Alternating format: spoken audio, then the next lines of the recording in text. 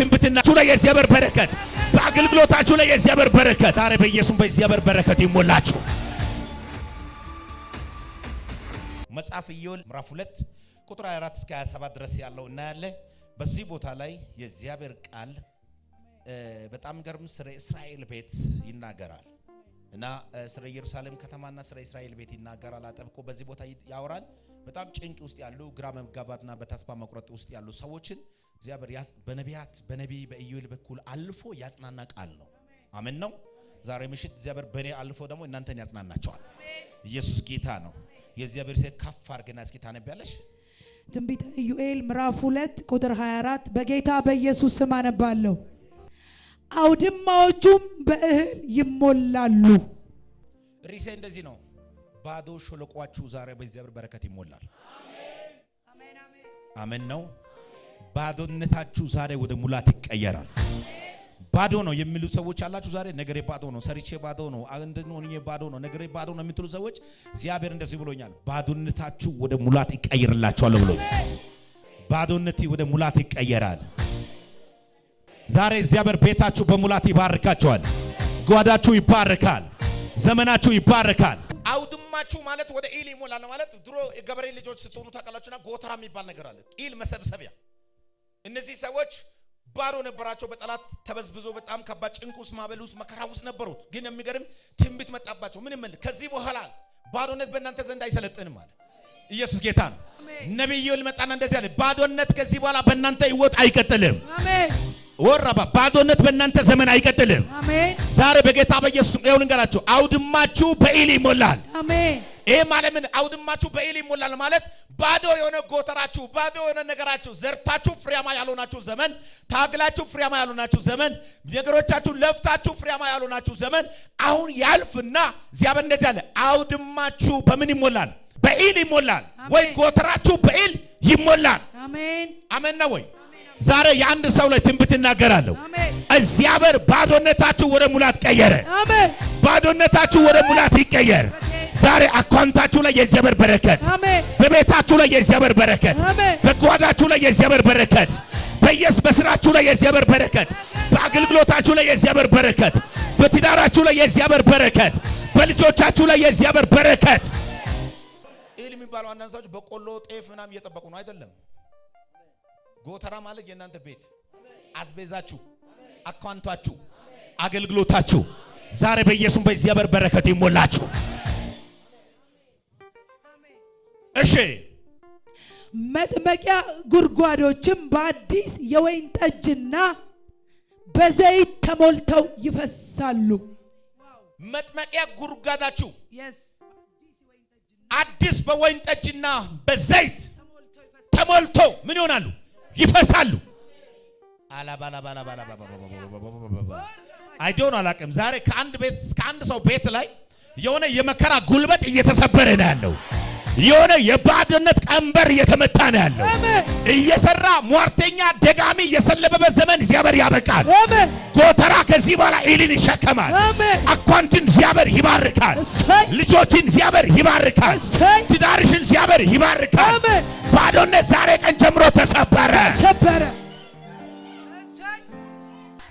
ሮጎ ሾቶሎ ቦሶቶ ነው ሞሳካ ላካታ ሳካታ ካላባስ አንበጣ ማለት በጣም ክፉ ነገር ነው።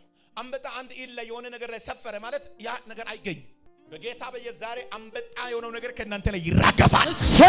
ሰርታችሁ ባዶ ይሆናችሁ በጌታ ውስጥ እየለፋችሁ እየታገላችሁ እንደ ሰው እየገባችሁ ትታገላችሁ፣ ግን ነገራችሁ ባዶ የሚያደርግ አንበጣ የሆነባችሁ ዛሬ ድግም ተራገፈ፣ ሟር ተራገፈ፣ እርግማን ተራገፈ፣ በሽታ ተራገፈ፣ ጨለማ ተራገፈ።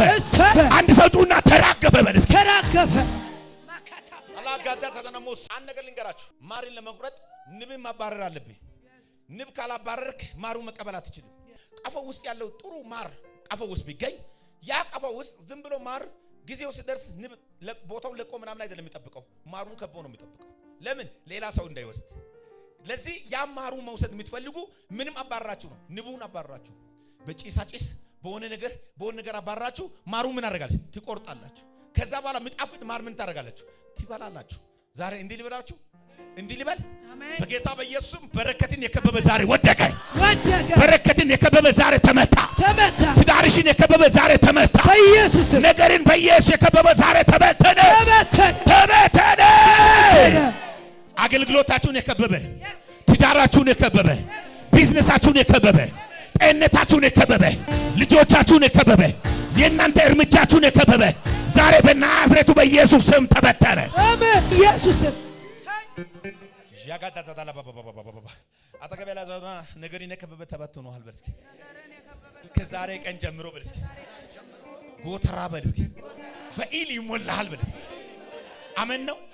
በኢል ይሞላል በጌታ በኢየሱስ። ከዚህ በኋላ ባዶነት ተራገፈ። ኪሳራ ከእናንተ ላይ ተራገፈ። ያለ መከናወን ተራገፈ። በዚህ ሚዲያ ላይ በሚያዩ ሁሉም ተራገፈ። በትዳራችሁ ላይ ተራገፈ። በኢየሱስ ከህይወታችሁ ላይ ተራገፈ። በተለያየ ዓለም ያሉ ሰዎች ሞት ተራገፈ። በሽታ ተራገፈ። ድግም ተራገፈ። እርግማን ተራገፈ። በኢየሱስም ተራገፈ። የከበቡ ሟርተኞች ዛሬ ተበተኑ። ትዳርሽን ካልበተንኳት ነገሯን ካላፈረስኩት እንዲህ ካላደረኩ ያሬ ዛሬ ተበተነ። ራሱ ስፍራውን ለቀቀ። አሜን። ራሱ ተበተነ። አሜን። ራሱ ተበተነ። እግዚአብሔር ተስፋ ቃል ነገራቸው። በነቢይ ኢዩኤል በኩል አለፈና አውድማችሁ ኢል ይሞላል። ከዚህ በኋላ ጉርጋታችሁ በወይን ጠጅና በማር ሞልቶ ምን ይሆናል አለ ይፈሳል። አሜን ነው። ያ ምድር በዳ ላይ የተንከራተታችሁ ዘመን ያበቃል። ጠላት እናንተ ለጠላት መጫወቻ በሆነባችሁ ዘመን ያበቃል አለ እግዚአብሔር። ስሙት እሺ። በመካከላችሁ የሰደድኩትን ታላቁን ሰራዊት እሺ፣ ትልልቅ አንበጣና ትንንሹ አንበጣ ትልልቅ አንበጣና ትንንሽ አንበጣ ሌሎች አንበጦችንና ሌሎችን ደግሞ አንበጦችና የአንበጣው መንጋ የበላውን ትንንሽ አንበጦች ነበሩ። ትልልቅ አንበጣ ነበር። ትንንሽ አንበጦች ነበሩ። ብዙ አይነት አንበጣ ሆኖ የበሏቸው። እሺ፣ ሌሎች አንበጦችና የአንበጣው መንጋ የበላውን ሌሎች አንበጦችና የአንበጣ መንጋ የበላቸው። እሺ፣ እነዚህ ሁሉ የበሏቸውን አመታት ዛሬ የሰማ ሰው የለም። የሆነ ሰው ዛሬ እንደዚህ ይበል። 2014 የተበላው ዘመን ካሳ ይደረጋል። የ15ቱ ካሳ ይደረጋል። 16ቱ ካሳ ይደረጋል። 17ቱ ካሳ ይደረጋል። 18 ላይ ትቀበላለህ። አሜን። አየህ፣ በዚህ ቦታ ላይ የእግዚአብሔር ቃል ሲገል የሆነ አንበጦች አሉ። የሆነ አንበጣ የበላበት ዘመን አለ። ደግሞ የአንበጣ መንጋ ማለት በብዛት አለ፣ ቁጥር የላቸውም። እነዛ ሁሉ አለ የበላቸው ዘመን፣ አንተን ያስጨነቁ ዘመን፣ ባዶ ያስቀሩ ዘመን አሁን ይበቃና እንደገና እባርካቸዋለሁ። አሁን እዚህ ስንቶች አንበጣ በልቷል። ስንቱ የሆነ ቢዝነስ እየመጣ እየሟረቱ የሆነ ነገር ሲጀምር እያበላሸ የሆነ ነገር ሄርኩስን መንገድ እየዘጉ የሆነ ነገር ሲሆን የሆነ ነገር እያደረገ ስንት ክራውድድ መንገድ እያደረገ ስንት አንበጣ አስጨንቋል። ሟርተኞችና ደጋሚዎች፣ ክፎች፣ የዘር መንዘር መርገም አስጨነቀ። ዛሬ ያ ዘመን ያበቃና እግዚአብሔር ሕይወታችሁን ያለመልማችኋል። እግዚአብሔር ቤታችሁን ይባርካችኋል። ጓዳችሁን እግዚአብሔር ይባርካችኋል። ዘመናችሁን እግዚአብሔር ይባርካችኋል። ቤታችሁን እግዚአብሔር ይባርካችኋል። ጉልበቴ ተበላ፣ ዘመኔ ተበላ እንዲህ የምትሉ ሰዎች አላችሁ። 2015 ላይ እንደዚህ መኪና ነበረኝ፣ እንደዚህ ንብረት ነበረኝ፣ እንዲህ ሱቅ ነበረኝ፣ እንዲህ ነበረ፣ ጠላት ግን ወሰደብኝ፣ እንዲህ አጣው፣ እንዲህ ነበረኝ፣ እንዲህ ሆነ፣ ተበላሸ የምትሉ ሰዎች አላችሁ። እንኳን ተበላሸ። እግዚአብሔር እንዲህ ብሎ ዛሬ ምሽት አንበጣ የበላው ዘመን እግዚአብሔር ካሳ አደርጋለሁ ይለኛል። እንደገና የተዘጋ በር ከፍትልሻለሁ። ጠላት የወሰደብሽ ምርኮ ይመልስልሻለሁ። ሰዎች የዘጉ ምንጭን ከፍትልሻለሁ። ጠላት የበላባችሁ ምርኳችሁን ይመልስላችኋለሁ። አንበጣ የበላው ዘመን እግዚአብሔር ካሳ አደርጋችኋለሁ። ሃሌሉያ! ኢየሱስ ጌታ ነው። አሜን ነው።